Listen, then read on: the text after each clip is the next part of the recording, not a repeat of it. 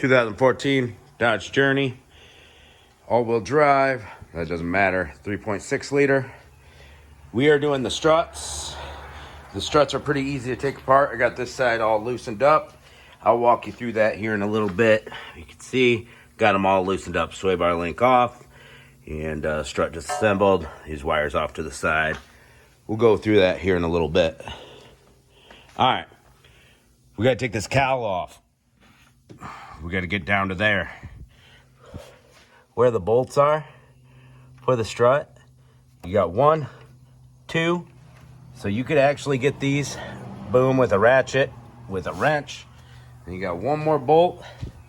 It is hidden right back there. You can pull your plastic up and try to get to it if you want to. Or you can take the cowl off. You're gonna have these little pop clips. You get a screwdriver underneath of them and they pop out, and then you can pull them out. Once you get the upper cover off, see it's got another pop clip there, another pop clip there. Once the upper cover's off, then you can take your wiper blades, take those off, and then you can get to the lower cover, which is gonna be this big guy that goes all the way across. Same thing, we got pop clips. These ones have little ears on the bottom. You grab them with pliers to pull them out, or a screwdriver to pull them out. The middle comes out, and then there's an inside. Just pull the middle out, and then the big washer-looking inside comes out, if you're not familiar with those. So we go across the board on those, take them off. And that lower cowl, we got this little screw right here for the upper cowl too. That lower cowl fits into here. So yeah, to take your wiper blades off, you got this little cap, pops off with a small screwdriver, and there's a nut inside there that holds it on. Pull your wipers upright like this. Pull them all up, and give it a wiggle jiggle, or use a wiper removal tool if they're on there real good. Then you can get around to this. Once that's off, you can get to all 3 bolts in the strut. I'm gonna try doing it without taking the cowl off. It might be a pain in the arse. It might be easier to take the cowl off. I don't know. Let's have some fun. All right, here we are still on the passenger side. 1 bolt out, just used a 15 millimeter. Use a little magnet to grab the nut. This one right here, easy to get to. Just used a wrench. There's this little tab that gets in the way right here, so it looks like you can't fit a socket or a closed end of the wrench in it. You got to use the open end. Boom, took that off and grabbed it out. Now we're on our last one over here, and it is about finger loose. How I got to this one was with a short 15 millimeter socket. Oh, there she goes. It's down for the count. Just watch out for your CV axle boot. That's rubber there. Don't let it fall on it. So, that nut's out now. I'm gonna have to use my little magnet to grab the nut out. I'll show you the tool I was using. Right there. It's just a little swiveler. That's all. So you don't have to take the cowl off. I think this is a little easier way, but the only thing is you can only get a little turn at a time. So you're just sitting here jamming out to music, watching the cars go by, and then in your right hand, you're getting these little clicks at a time. So that's one way to do it. It's not the way the tutorial says, but hey, it works. All right, other side, little less room with that swivel. I didn't like it.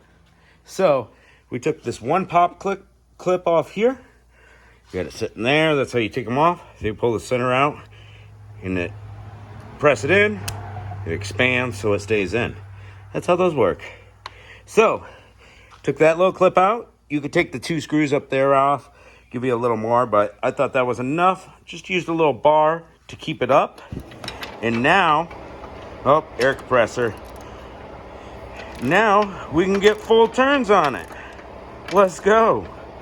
And then of course we'll use our wrench to get this little bugger right here. We've got the reservoir for the brake fluid right there in our way, so we'll get smaller turns on it where the other side was easy. all 3 bolts out on this side, just like the other side. This bolt was actually the toughest out of all 6. You get your reservoir in the way here. With the cap off, you can come with a longer 15 millimeter at an angle and clear the cap, but you don't have a complete bite on the nut, which would have been fine, except for out of all 6 of these bolts, that was the only one that was corroded. Must be a way that the cal drips on it and rusts it out. So it was on there real tight. And again, you can't get anything on it straight unless you take this strut support bar off here. It crosses from one strut to another. What I took was a stubby 15. You don't got a stubby 15? Cut a regular one in half. And you can get a good straight bite on it, but it took everything I had to break it free. Once it broke free, no problem, except for it was one turn at a time till it came up a little bit, and then use the long ratchet and one turn at a time. All because there's a little lip right there where you can't get a socket on it or it closed into a wrench. Maybe if you had a really, really thin wrench, it might work. And with the ratcheting in, I was able, once it got up a little bit, to get it sideways and ratchet it off. If it was as clean as the other bolts, no problem. I would have been able to just unthread it with my fingers. By the way, I did take this off just to give me a little more room when I was getting this bolt here. That just pops right off. Just pull it right up. It goes into these little tabs here. You see that? Those fit into those. And pop it back on when you're done. All right, we got the strut out right here. I guess it's time to put the struts in. As far as disassembly down here, it's going to be reverse order, but I'm going to give you some tricks and tips. Here's the part of the job I really would like to have some help with. So, you're lifting the strut up into there. You got your 3 bolts. They have to line up. We've got our strut opening facing this way to go around the steering knuckle. There is a left and right side, and the only difference is where these brackets are. So this bracket on the driver's side is going to be facing towards the back of the vehicle, so it can attach to the new sway bar link. And this little doohickey can go there. All right, so I got that started. With my right hand, I lifted it up into place. Well, first with both hands, I slid it up there, saw the holes, got it into place. Switched over with my right hand to hold it in place. Very awkward. The struts are pretty heavy. So I'm holding it up with my right hand like this. I've got my arm on the strut holding it up. With my left hand, I grab one of the nuts, put it in there, grab my socket, put it on top of there, and spin it on by hand. They're brand new nuts. See, it came with new nuts. The strut assemblies. Buy the whole strut assemblies, not just the strut. Make sure you get the coil spring mount with it. Way worth it. So much less labor. I'm going to charge more to do just a strut than to do the whole strut assembly, because really, it's not that hard. The pain part, yeah, all right, you get it. You get new bouncy springs. You get new mount. All right, so we got this one started all the way to the point that those studs are barely peeking through. Barely. Let's check this side. That one's peeking through pretty good. So we can start our next nut on that guy, and they're going to go on all the way by finger because they're all shiny and bright. So as I tighten this up, I'm going to hold up my strut so I can get it on even further, and then my last one in the back will be up even further.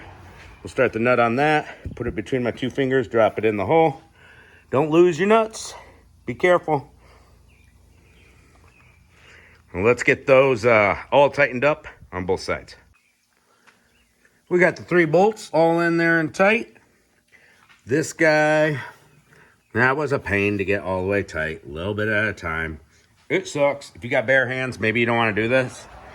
That way, maybe take the cowl off. All right, if Dodge decided to use a smaller head on that, like a 14, 13 millimeter, hey, it'd be easy, ratcheting wrench, ratchet, whatever. or put a little slit right there. You could probably just take a hammer and a screwdriver, give it a little tap so you can get a closed end of a wrench over it. But, you know, they don't give a crap about us as long as we give them money.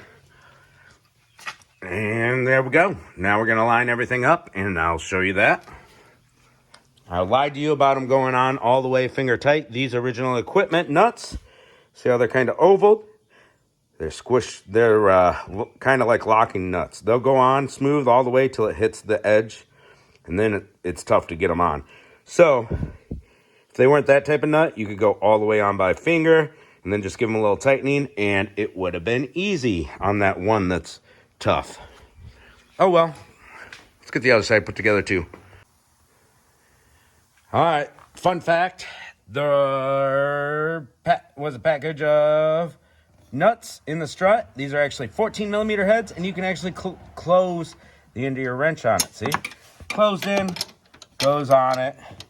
So much easier. See, that's all they had to do. Put my push pin back in, pulled my bar out, grabbed my tools off the cow, put that back on.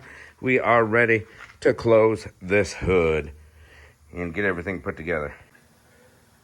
All right, I didn't film disassembly, so we're gonna walk you through it on assembly. All right, reverse order, right? So the last thing you're gonna do when you're disassembling, take these big bolts out. All right, so they were going in through this way, the head towards the front of the vehicle. You see these little press marks? That's what keeps the bolt pressed in. So we're gonna just lift up on our whole control arm. See them lifting from here, and line them up and push the bolts through. There we go. Putting the top one in, no problem. By myself, no helper. Helper always helps. Bottom one wasn't quite lined up with the holes. See how you got a little slot there at the bottom? You should make note of where it was before you took it apart, because that's a little alignment slot. So you can press in, change the angle. So anyways, press in, and then I was able to get that to slide in. Or you can take a screwdriver to line it up from the other side to help out. Now those are press bolts, right? Where's our hammer? There it is. We'll give them a couple taparoos.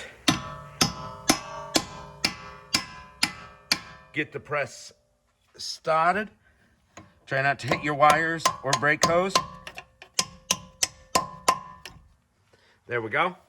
And then we got our two 21 millimeter nuts. You do not have to put a wrench on this side unless the press marks are bad and your bolt starts spinning when you're taking it apart. You just need to zip off these two 21 millimeters. See how there's a pointy head on these? That's because they're meant to be hammered out. One of them was super rusty, and I cleaned it up on the wire wheel. See, there's a little hole. There's a little hole on these. You can take your air chisel with a pointy bit or a punch and a hammer to help get these out if they're really rusted in. I even sprayed it with some PB Blaster. So what we're gonna do is tighten the crap out of these two nuts, and we shouldn't have to put a wrench on this side, but I'm gonna put one on anyways because we don't want to strip out those press marks. I mean, they're there for a reason, right? All right, and after those two bolts are tight, we've got our 13 millimeter. See that little hook goes in there, and then our 13 millimeter bolt goes in there. So we got our 13 millimeter right here. We'll just get her started. There we go. When you're putting everything together, make sure all your wires and everything are facing the right way. All right, now we got our sway bar link. I took the two nuts off. They are nylon locker nuts. If you look inside the middle of the sway bar, you'll have an Allen or a Torx, or maybe even something else. Right there, that's to hold the whole ball. This is just like a ball joint inside there. Still, while you tighten the nut with a wrench. Hopefully we don't have to do that. So I'm going to start this nut down on the inside and just get her started. Now, as far as sway bar links go, they're the first thing you take off, last thing you put back on. There's a reason for that. You do not want to attach one sway bar link first and get it tightened down unless the other sway bar link is also attached. I'll show you why. Let me get this stuff tightened down. All right, we got both of our sway bar links ready to be tightened down. We got all the other bolts tightened down. So after you tighten these down, they got a lot less play. So if you tighten down one side, then you come over to the other side. On some vehicles, doesn't look so much this one as most vehicles, you won't be able to stretch the sway bar link to actually get it to fit in the holes down there and holes down there. Right now with them loose, the sway bar link, or the sway bar itself, will go up and down. With the sway bar links off, it'll go all the way down past the control arm and come up till it hits the tie rod. So put them all on as a pair. Now, we're on our final step, 2 steps here, guys. We got our 18 millimeter wrench locking in the flat spots on the sway bar link. We got flat spots on that little metal. Use vice grips to get the old sway bar links off. And tighten down this nut. I'm gonna zip it down tight, and then we'll take our wrench out, tighten down that one. You can't get an air tool in unless you use some swivelers from the side.